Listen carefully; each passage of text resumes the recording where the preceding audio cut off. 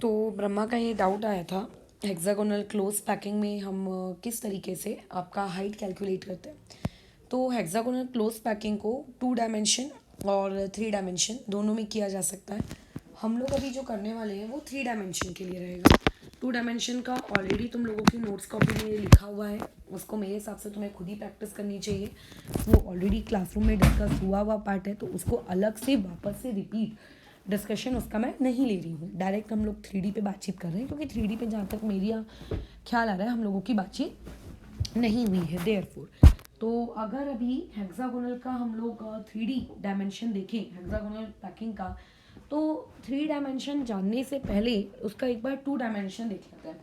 तुमको इतना तो पता है कि आपकी एक स्क्वायर क्लोज पैकिंग में और आपकी एक हेक्सागोनल क्लोज पैकिंग में 2 डायमेंशन में क्या अंतर है। अभी अभी सभी ने आंसर्स रट्टा भी मारे हैं, तो ऑब्वियसली स्टेटमेंट के साथ तुम लोगों को ये चीज़ें पता हैं। तो जैसे आपके पास एक स्क्वायर क्लोज पैकिंग होती है, उसमें जैसे ही आपका एक स्फेरिकल एटम है, ये दोनों एटम्स आपस में इस तरीके से एकदम कांटेक्ट में रखें, तो जो आप नेक्स्ट लेयर बनाओगे या फिर जो उसके नीचे एटम्स प्लेस करोगे वो एग्जैक्टली वैसे ही रखे जाएंगे जैसे ऊपर वाले एटम्स रखे। मतलब ऊपर वाले एटम्स के रिस्पेक्ट में नीचे वाले एटम्स एग्जैक्टली उनके बिलो होंगे। तो वो जो पैकिंग तैयार होती है उसे हम लोग क्या कहते हैं, स्क्वायर क्लोज पैकिंग। मेरी ड्राइंग काफ़ी पुअर है तो अब उसको समझ लेना। अच्छा, लेकिन अगर मान लेते हैं तुमने कुछ इस तरीके का अरेंजमेंट किया कि आपने पहला आइटम रखा, आपने दूसरा आइटम रखा, आपने तीसरा आइटम रखा, आपने चौथा आइटम रखा, लेकिन आपने जो पांचवा आइटम रखा वो पांचवा आइटम एग्जैक्टली 1 के नीचे 3 नहीं रखा। 1 और 2 के बीच में जो ये तुम्हें गैप दिखता है, ये जो गैप जैसी जगह दिखती है, दिस गैप, ये वाली जगह पे आप रख रहे हो लाकर उसको, यानी कि वो आइटम कहाँ रहेगा, यहाँ रहेगा। सिमिलरली जो नेक्स्ट आइटम आएगा वो भी कहाँ रहेगा, यहाँ रहेगा। फिर नेक्स्ट आइटम जो आएगा वो कहाँ रहेगा, यहाँ रहेगा। तो इस तरीके से जो पैकिंग तैयार होती है वो पैकिंग क्या कहलाती है, आपकी हेक्सागोनल। और अगेन जो नेक्स्ट लेयर आएगी वो कहाँ आएगी, वापस से आपका जो एक न्यू डिप्रेशन क्रिएट हुआ है यहाँ पर आएगी, ये यहाँ पर आएगी, ये इस प्रकार से, ठीक है। तो ये हो गया आपका हेक्सागोनल क्लोज पैकिंग बराबर। इसमें आपका जो एक एटम होता है, जैसे अगर मैं बाकी चीज़ों को इग्नोर करूँ, जैसे मैं इस एटम को अगर कंसिडरेशन में लूँ 2 डायमेंशन में, तो ये आपका कितने एटम से सराउंडेड है, 1 2 3 4 5 6, यानी कि 2 डायमेंशन में हेक्सागोनल क्लोज पैकिंग का जो कोऑर्डिनेशन नंबर होता है वो कितना होता है, 6 होता है। अब बात आती है 3D की। तो 3D में हमें क्या करना पड़ेगा, जो आप नीचे एक लेयर क्रिएट कर चुके हो उस लेयर के ऊपर में आपको एक और लेयर रखनी होगी, एग्जैक्टली यही काम होगा। तो अभी जैसे इस डायग्राम को देखते हैं, अभी इस डायग्राम में और इस डायग्राम में अंतर है, धीरे धीरे करके मतलब एक एक चीज़ समझेंगे कैसा है, मतलब आगे बढ़ते हुए। तो अभी हमने अपनी नीचे की लेयर तो तैयार कर ली है, नीचे की लेयर कैसे तैयार की है ये ऊपर बताया गया है। अब हुआ कैसा कि जब आपने नीचे की लेयर तैयार कर ली तो आप देख रहे हो कि यहाँ पे आपको ये कुछ ट्रायंगल शेप के कुछ ये गड्ढे दिख रहे हैं, मतलब खाली स्पेस दिख रही है। क्या कहते हैं इन्हें, वॉइड्स कहते हैं। ये देखो ये कुछ वॉइड्स दिख रहे हैं बराबर, ये कोई वॉइड्स दिख रहे हैं। अब आप क्या करते हो, अपना जो नेक्स्ट एटम है वो इस वॉइड को ढकने में इस्तेमाल करते हो कि मैं वॉइड्स को क्या करूँगा, इन एटम्स के ऊपर रखूँगा। तो होगा क्या, ये देखो ये एक एटम रख दिया गया है उस वॉइड को ढकने के लिए, ये एक एटम रख दिया गया उस वॉइड को ढकने के लिए, ये एक एटम रख दिया गया, ये एक एटम रख दिया गया। लेकिन एक चीज़ ऑब्जर्व करो, लेट से ये आपका वॉइड नंबर 1, ये वॉइड नंबर 1 कंप्लीटली ढक गया उस किससे, आपके एटम से। लेकिन तुम ये देखो कि ये जो वाइट कलर की स्पेस है ये तो अभी भी विजिबल हो रही है, ये यहाँ पर दिख रहा है। यानी कि आपके पास जितने भी वॉइड्स होते हैं, आपकी जो सेकेंड लेयर जिसको आप उन वॉइड्स के ऊपर रख रहे हो वो उन वॉइड्स को कंप्लीटली हाइड नहीं कर पाती। कुछ वाइट कलर का पोर्शन आपको दिख रहा है। तो वाइट कलर का पोर्शन एटम्स रख जाने के बाद कैसा दिखेगा, कुछ इस प्रकार से दिखेगा। देखो ये वाइट है, ये देखो यहाँ से वाइट दिख रहा है, राइट, ये दिख रहा है, समझ में आ रहा है। तो इसे हम कहेंगे बी लेयर। तो हुआ क्या, नीचे एक आपकी 2 डायमेंशन की हेक्सागोनल लेयर थी, उस 2 डायमेंशन की हेक्सागोनल लेयर के ऊपर में आपने क्या किया, एक जहाँ जहाँ आपको वॉइड्स दिख रहे थे वहाँ वहाँ आपने एक एक एटम को रखा, लेकिन आपके एटम्स वॉइड्स को कंप्लीटली फिल नहीं कर पाए। चलो कोई बात नहीं, कोई दिक्कत नहीं है। तो बॉटम लेयर को मैं ए कहती हूँ क्योंकि उसके ऊपर रखी हुई लेयर उससे अलग तरीके से रखी गई है, जैसे कि नीचे वैसी वाली नहीं है, तो उस वाली लेयर को हम लोग कौन सी लेयर कहते हैं, बी। तो ये ए बी पैटर्न हो गया। अब इसके ऊपर में अब मेरे को फिर से अरेंजमेंट करना है।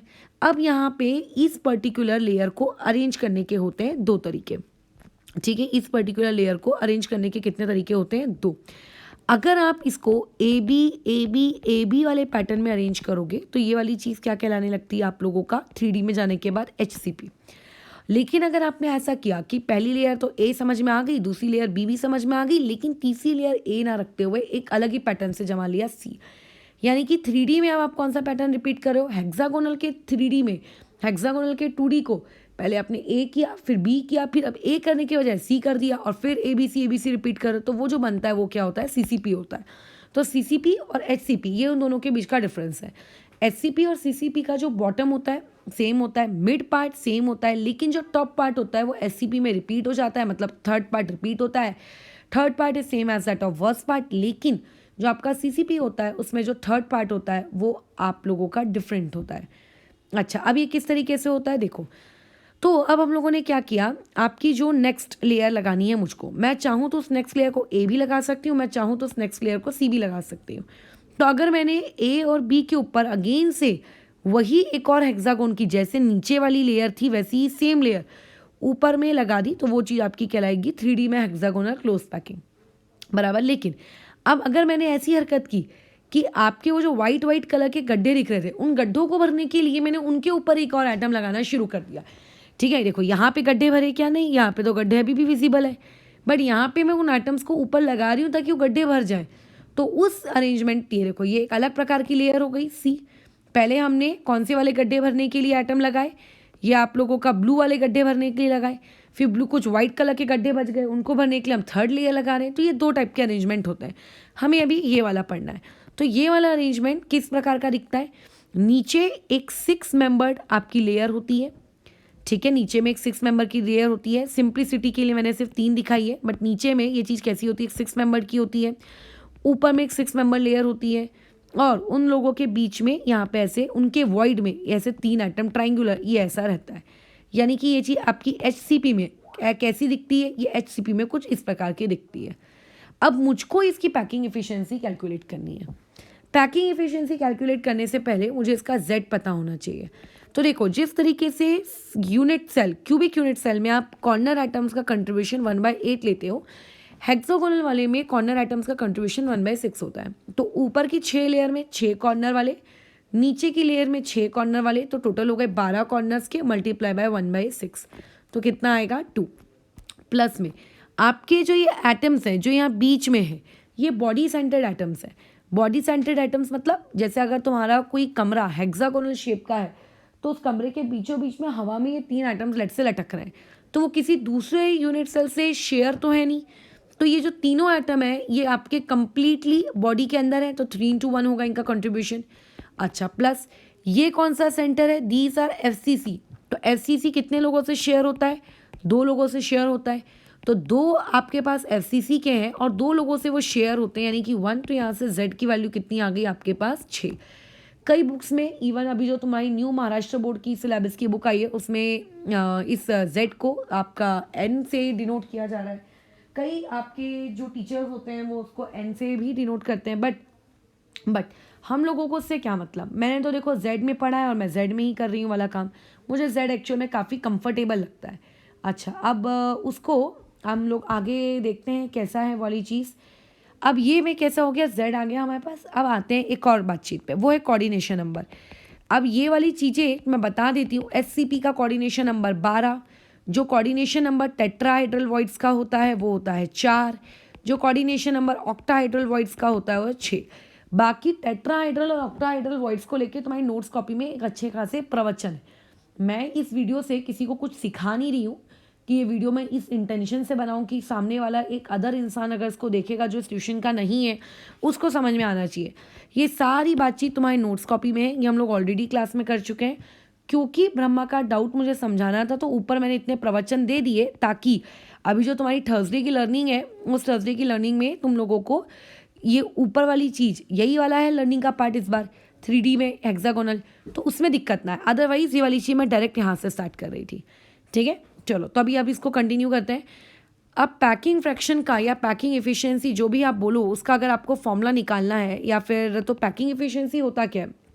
z मल्टीप्लाई बाय आपका जो पूरा का पूरा यूनिट सेल है, उस पूरे से पूरे यूनिट सेल का वॉल्यूम, तो यूनिट सेल का आपका जो एटम्स है उनका, तो ये कितना होगा 4/3 इंटू में पाई आर क्यूब अपॉन में, अच्छा 1 मिनट रुको गया, 2 मिनट।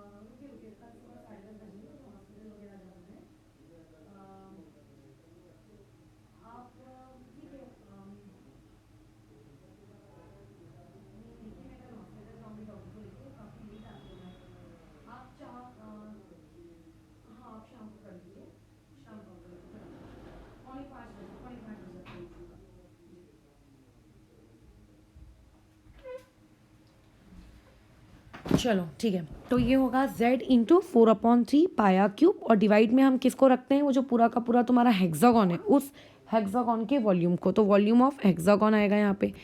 अब सबसे बड़ी दिक्कत है, हमको तो वॉल्यूम ऑफ हेक्सागोन पता ही नहीं है। अब तुम में से कई लोगों का ये डाउट आ सकता है कि मैडम नीचे वॉल्यूम ऑफ हेक्सागोन क्यों आया, हम तो अभी तक ए क्यूब लिखते आ रहे थे, बराबर। तो बेसिकली जो पैकिंग फ्रैक्शन का फॉर्मूला होता है उसमें हम यूनिट सेल का वॉल्यूम डिनोमिनेटर में रखते हैं, और अभी तक तुमने जितनी भी पैकिंग फ्रैक्शन निकाले एफसीसी बीसीसी या एससी के लिए, सब आपके क्यूब शेप के होते थे, इसीलिए यहाँ पे ए क्यूब आता था। नहीं, यहाँ तो ये हेक्सागोनल शेप है ना, तो इसलिए यहाँ पे हेक्सागोन का वॉल्यूम आएगा।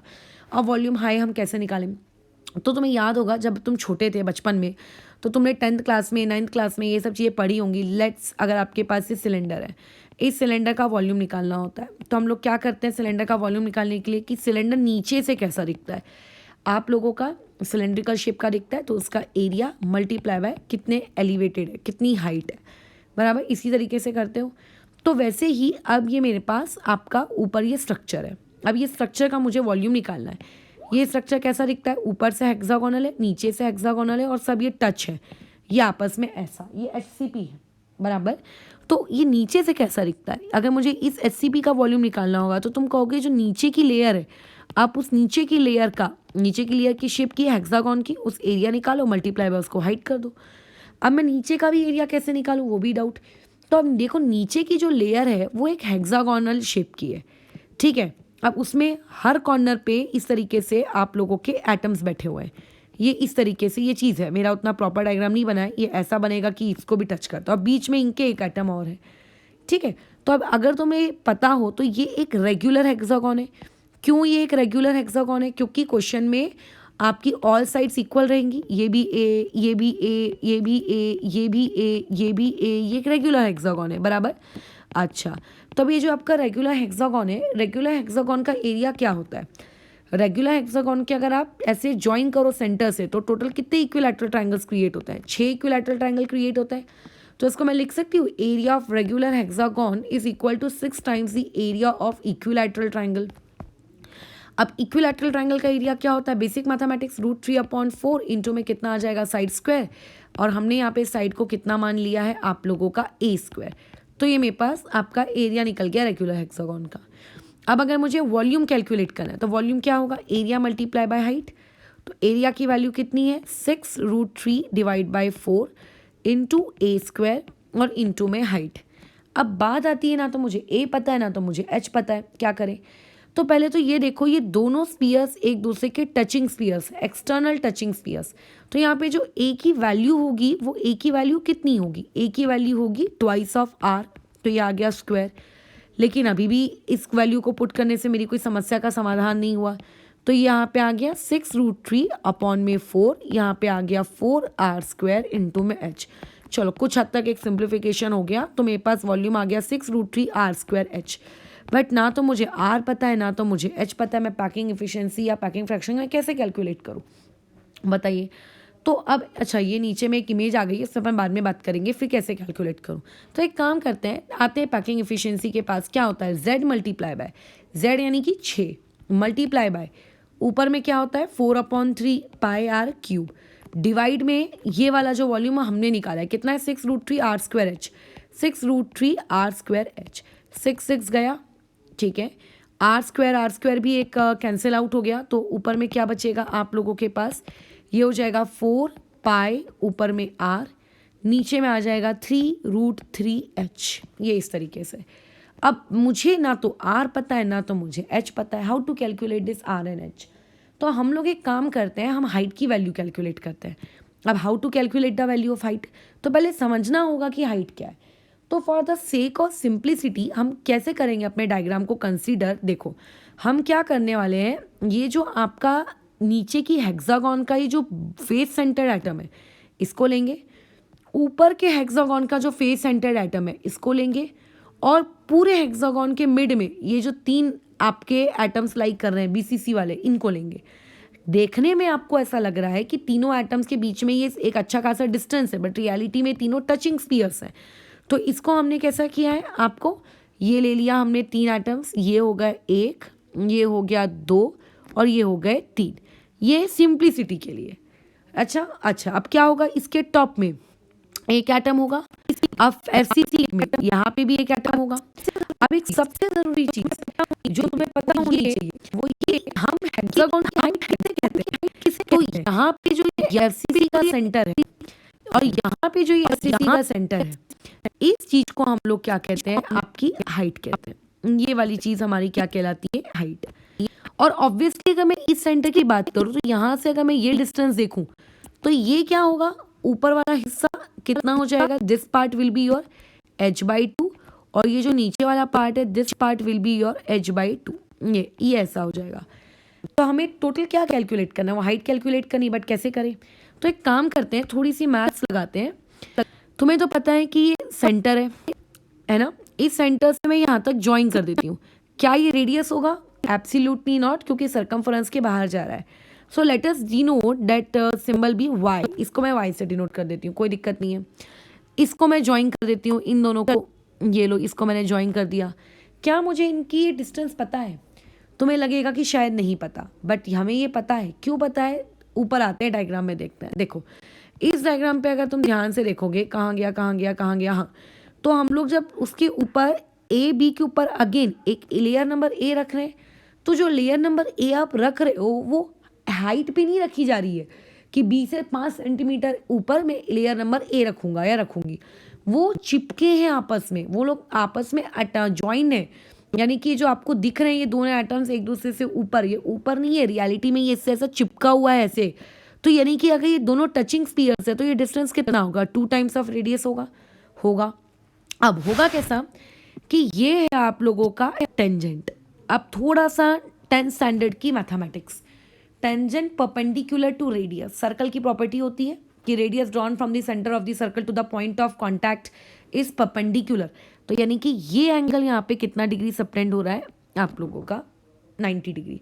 तो इसका मतलब मैं इस पर्टिकुलर ट्रायंगल में पाइथागोरस लगा सकती हूँ, लगाओ, क्या हो जाएगा, 4r² equal to y² plus, ओह मुझे ये वैल्यू नहीं पता, so let this value be z, नहीं z अच्छा नहीं लग रहा है, कोई दूसरा वेरिएबल ले लेते हैं, let this value be a, ठीक है, जहाँ पे a का h के साथ क्या रिलेशनशिप है, h equal to twice of a, ठीक है। तो ये ले लिया मैंने a, दैट इज a²। अब अगेन दिक्कत, मेरे को a फाइंड करना है इन टर्म्स ऑफ r, और मुझे पास अन्य एक और वेरिएबल पैदा हो गया y, क्योंकि a को, हाइट को, अच्छा a तो अपन यार एज लेंथ लेते हैं तो कन्फ्यूजन हो जाएगा, m ले लो, m फॉर मंकी, ये आ गया m², ठीक है। अब मुझे ये हाइट कैलकुलेट करनी है m², तुम चाहो तो h/2 भी पुट कर सकते थे, बट मैंने उसको नहीं लिया है, ठीक है। तो ये आ गया m²। अब मुझे y कैलकुलेट करना है, हाउ टू कैलकुलेट y। वापस से आ जाओ अपने इसी डायग्राम पे, थोड़ा सा और प्यार से बनाते हैं, सारे सेंटर्स बना लेते हैं, इन सब रो को ज्वाइन कर देते हैं। तो जब तुम इन सब को ज्वाइन कर दोगे, तुम्हें नहीं लगता ये पर्पल कलर का ट्रायंगल एक इक्विलैटरल होगा। जिन लोगों को तकलीफ है कि इक्विलैटरल क्यों होगा, उनके लिए बता दिया जाए, ये सेंटर दोनों एक दूसरे को टच कर रहे हैं, so this distance will be 2r। Similarly सारी डिस्टेंस 2r होंगी, तो ये सारा पूरा अच्छा खासा पर्पल कलर का ट्रायंगल इक्विलैटरल होगा। अगर ये ट्रायंगल इक्विलैटरल है तो ये एंगल कितने डिग्री का होगा, 60, बाकी सारे एंगल 60 के होंगे, है ना, होंगे, बिल्कुल होंगे, उसमें क्या दिक्कत की बात है।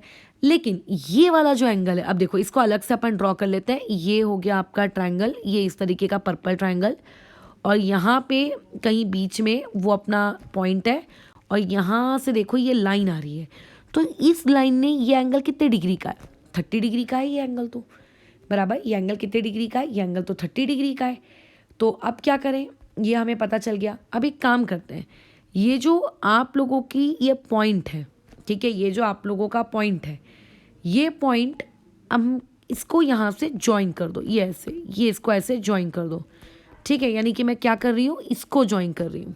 तो ऐसे में ये एंगल अगर 30 है तो ये अंदर वाला भी कितना होगा 30, ये वाला भी कितना होगा 30, ठीक है। और ये कितना डिग्री का हो जाएगा, फिर ये कितना डिग्री होगा, ये कितना डिग्री होगा, ये आपका 30 30 60, और अगर ये 60 है तो ये एंगल कितना होगा आपका, एक मिनट, ये कहाँ से आ गया, रुको रुको, हाँ, ये एंगल कितने डिग्री का होगा, ये हो, अरे यार, ये एंगल कितने डिग्री का हो जाएगा, ये हो जाएगा 120, ठीक है। देखने में लग रहा हो 90 होगा, बट रियलिटी में तो 120 होगा। फिर हम लोग क्या करते हैं, यहाँ से एक परपेंडिकुलर ड्रॉप करके फेंकते हैं नीचे, जाओ परपेंडिकुलर, ये मैंने परपेंडिकुलर ड्रॉप की, तो ये क्या हो गया, ये 90 डिग्री हो गया। अब इसमें से मुझे क्या क्या पता है, ये पूरी की पूरी डिस्टेंस 2r है, समझ रहे हो। तो यानी कि ये टोटल डिस्टेंस 2r है और मैं परपेंडिकुलर ड्रॉप कर रही हूँ, तो ये जो डिस्टेंस होगी यहाँ से लेके यहाँ तक की, ये कितनी होगी r, ठीक है। अभी भी कई लोगों के सेंटीमेंट्स हर्ट हो सकते हैं कि ये डिस्टेंस आपने r कैसे ली। 9th स्टैंडर्ड की ज्योमेट्री, ये दोनों ट्राइंगल्स आपस में कॉन्ग्रुएंट है बाय AAA टेस्ट, या फिर AA, वो तो सिमिलैरिटी का टेस्ट होता है, AAA टेस्ट, दोनों ट्राइंगल आपस में क्या है, कॉन्ग्रुएंट है। तो ये r हो गया। अच्छा, अब अगर ये r है तो मतलब अगर दोनों है तो दोनों कॉन्ग्रुएंट होंगी, बची हुई उनकी साइड्स भी रिमेनिंग पार्ट, CPCT कहते हैं, या फिर NCERT की भाषा में CPCT, या स्टेट बोर्ड की भाषा में CSCT, राइट। तो ये आ जाएगा आपका r।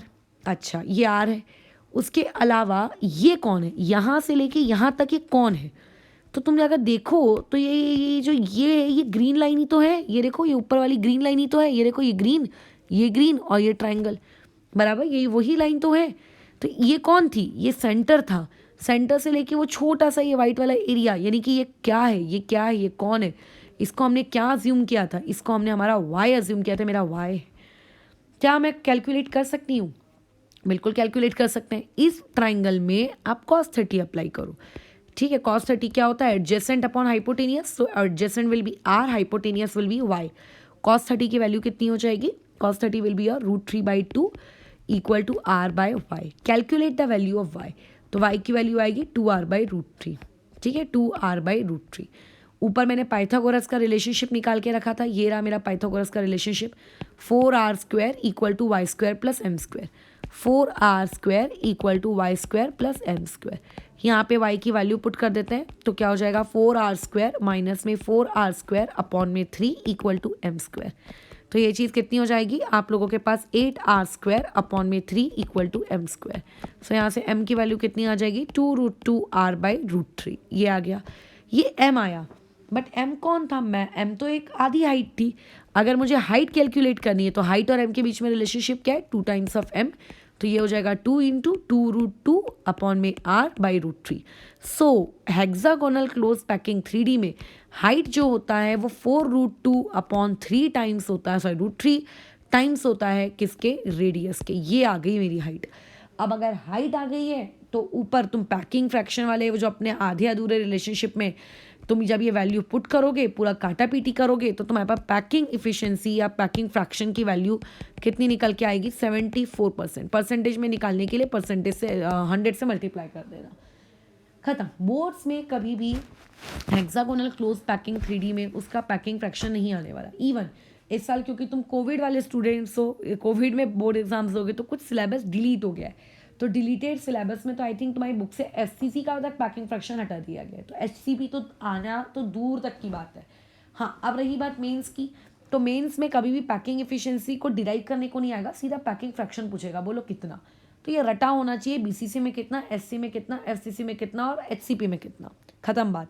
इवन 2D का स्क्वायर क्लोज पैकिंग में भी रटा होना चाहिए और 3D का 2D के हेक्सागोनल क्लोज पैकिंग का भी आना चाहिए। तो इसीलिए अपना निकाल के देख लो और उसको रट लो, ताकि अगर रट लिया पेपर में भूल गए तो, राइट। अच्छा, उसके अलावा आपको ये वैल्यू पता होनी चाहिए कि हेक्सागोनल क्लोज पैकिंग में हाइट और रेडियस दोनों के बीच का रिलेशनशिप कैसा है। ख़त्म हो गया, कोई दिक्कत नहीं है हम लोगों का, ठीक है। ये एकदम ही सिंपल सी चीज़ है। उसके अलावा इवन ये तो हाइट है। अब तुम्हें तो पता ही है कि हम लोगों ने आपका सिंपल क्यूबिक पढ़ा था, बीसीसी पढ़ा था। 1 मिनट आ रही है, अटक रहा है बहुत, ठीक है। बीसीसी पढ़े थे और एफसीसी पढ़े थे। तो सिंपल क्यूबिक में ये क्या होना चाहिए, ए इक्वल टू 2r, ये याद रखना है। इसमें तो याद रह ही जाता है लोगों को, कन्फ्यूजन होता है उनको बीसीसी और एफसीसी में। तो कन्फ्यूजन की बात नहीं है, रोज एकदम अपना हनुमान चालीसा के जैसे पढ़ो, रट जाएगा। √3a equal to 4r। FCC के लिए कितना, √2a equal to 4r। A for edge length, R for radius, खत्म, ठीक है। और हाइट और रेडियस के बीच का रिलेशनशिप तो हम निकाल ही चुके हैं, बराबर। अच्छा, और बस इसमें ये चीज़ ख़त्म होती है। अब यहाँ पे प्रवचन दे देते हैं, जो ऊपर एक इमेज आई थी उसके ऊपर। ये देखो, इस इमेज से समझ में आता है कि टेट्राहेड्रल वॉइड कौन है। तो टेट्राहेड्रल वॉइड कौन है, वो ब्लू कलर की स्पेस। ब्लू कलर की स्पेस किसे कहते हैं, ब्लू कलर की स्पेस इसे कहते हैं कि जब हम पहली लेयर बनाते हैं, तो पहली लेयर बनाने के बाद जो जगह छूट जाती है, देखो ये रेड रेड रेड दिख रहा है, मैंने ये बनाए हैं पहाड़, इसे कहते हैं हम लोग हमारा कौन सा वाला void, tetrahedral void. Tetrahedral void का जो कोऑर्डिनेशन नंबर होता है वो कितना होता है, 4। काय को 4 होता है। इसके ऊपर जब आप एक एटम रखोगे तो नीचे के 3 एटम से कांटेक्ट में रहेगा और एक ऊपर वाले से कांटेक्ट में रहेगा, बराबर। इसके नीचे के जो 3 एटम्स हैं वो कैसे हैं, ट्राइंगुलर प्लेन के हैं, तो उसके नीचे में 3 एटम्स हैं, बराबर। तो एवरी एटम जो है वो क्या होगा, 3 एटम से सराउंडेड होगा। अब बस यही वाली आपकी चीज़ है। अच्छा, और वैसे ही आपका जो ऑक्टाहेड्रल वॉइड है उसे कैसे कहते हैं, जो ये छोटा छोटा सा वाइट कलर का स्पेस छूट जाता है ना, इसे कहते हैं हम लोग ऑक्टाहेड्रल वॉइड। तो ये आपका ऑक्टाहेड्रल वॉइड है। कल को इस तरीके का सवाल भी हो सकता है मेंस में, क्रिएट कर दे, ऐसा कोई डायग्राम दे दे और तुम्हें बोल दे कि ये ए है, ये बी है, बताओ कि ए इसमें से टेट्राहेड्रल है कि बी इसमें से ऑक्टाहेड्रल है। तो पता होना चाहिए टेट्राहेड्रल ऑक्टाहेड्रल क्या है। बाकी अपन ने एक अच्छा खासा face centred cubic unit cell बनाकर उसमें ऑक्टाहेड्रल का डायग्राम वायग्राम बनाकर पूरा कहाँ कहाँ ऑक्टाहेड्रल और टेट्राहेड्रल के वॉइड्स होते हैं, इसकी लोकेशन तक हमने मार्क की है, ठीक है। तो वो, और इवन आई थिंक ऐसा कोई रिलेशनशिप भी ड्रॉ मतलब निकाला था कि आपका क्या नाम है, ये टेट्राहेड्रल वॉइड्स आई थिंक या ऑक्टाहेड्रल वॉइड कुछ डबल होते हैं या हाफ होते हैं। तो वो सारी चीज़ें ना रिवाइज कर लो। अच्छा, इवन इवन इवन क्या है अभी एक और सबसे ज़रूरी सूचना, अभी एचसीपी की क्योंकि बात चल रही है तो एचसीपी के ऊपर ही एक और नोट्स लिख लेते हैं कि जो आपका एचसीपी नामक प्राणी होता है, एचसीपी के अंदर अगर कोई तुमसे पूछेगा नंबर ऑफ टेट्राहाइड्रल वॉइड्स कितने हैं, तो वो कितने हैं, 12। कैसे निकाले, नोट्स कॉपी पढ़ो। टेट्राहाइड्रल वॉइड्स और ऑक्टाहाइड्रल वॉइड्स को कैलकुलेट करने के वहाँ फॉर्मूला दिया हुआ है, उसमें गड़बड़ाना मत, ठीक है। अच्छा, और उसके अलावा अब ब्रह्मा तुम्हारा जो भी डाउट है, जो न्यूमेरिकल्स वगैरह तुम्हारे अटक गए थे वो अब हो जाएंगे। अब एक डाउट तुम्हारा और बचता है, क्वेश्चन नंबर 14 ही था कि कुछ और था, हाँ क्वेश्चन नंबर 14 आपका बचता है। तो अब इसमें जो क्वेश्चन है, मैंने लिखा तो है नहीं क्या है वो, ठीक है, उस क्वेश्चन को मैं देखती हूँ, नेक्स्ट वीडियो में उसको डाल देती हूँ।